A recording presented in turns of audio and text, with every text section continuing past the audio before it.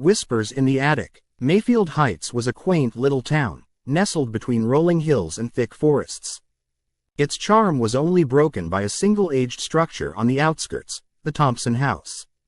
The townsfolk often spoke in hushed tones about the strange occurrences tied to the house, whispers of lunacy, insanity, and echoes that were said to warp the minds of all who entered. In the heart of this house lived Margaret Thompson, an elderly woman grappling with her reality.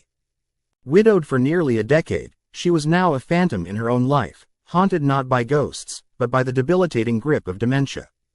Her world had become a surreal tapestry of fragmented memories, riddled with confusion and fear. Once vibrant and beloved, Margaret now felt like a fading echo of herself. Each evening, as twilight cloaked the house, Margaret would stare into the old mirror in her bedroom, mumbling to the face that stared back, searching for familiarity in the distorted reflection. "Who are you?" she often whispered, her voice trembling and uncertain.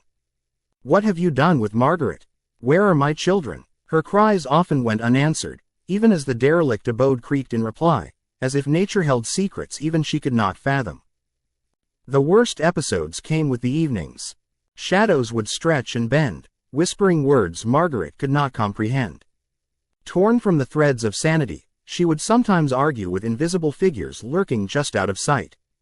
They told her terrible, bewildering things, of betrayal from her loved ones, of a darkness that sought to claim her mind. Were they real, or mere figments of her roiling brain? Margaret could never tell. It was during one of these nights, as rain pattered insistently against the windows, that she heard it, a low whisper beckoning from the attic. Perched at the top of the stairs, the wooden door loomed like a gaping mouth, and Margaret felt its cold breath against her skin. "Margaret, come listen." Quote, though fear clawed at her throat, there was a pull within, an insatiable curiosity that urged her onward. She ascended the creaking steps, hand trembling against the banister, pushing open the door to the attic. Inside, the air was thick with dust and mildew. Long-forgotten furniture loomed like specters, half hidden in the shadows. A single beam of moonlight filtered through a dirty window, illuminating a faded rocking chair in the corner that seemed to sway on its own, though she could see no one in it. "Margaret, we've been waiting for you," the voice whispered again, softer now, wrapping around her like a tendril of fog.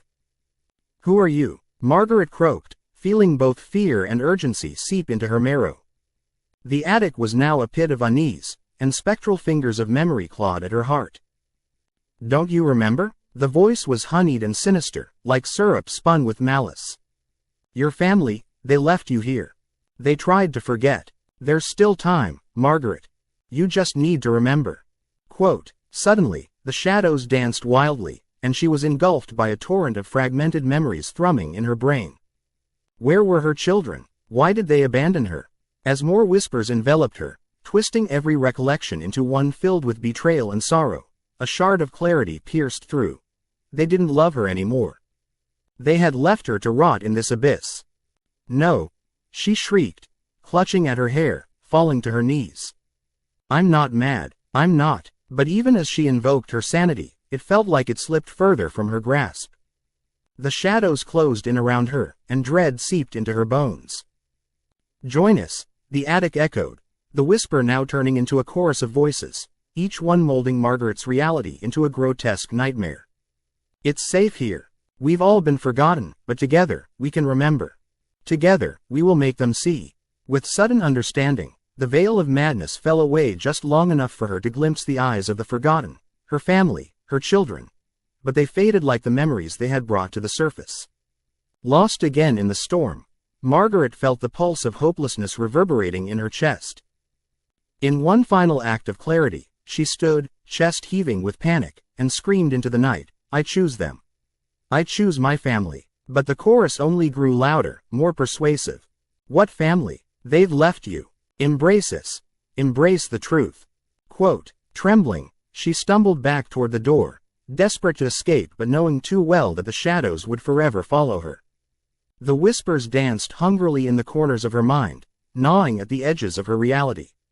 Margaret was but a flickering flame caught in a deluge, trying to remember, trying to escape, wrestling with a world that felt increasingly less tethered to her. What the townspeople said might be true. Perhaps there were whispers in the attic, echoes of the damned, luring those who dared to confront the thin veil of madness. And as the night wore on, the darkness of Mayfield Heights deepened, leaving Margaret Thompson to wander forever, lost in a labyrinth of her own fractured psyche.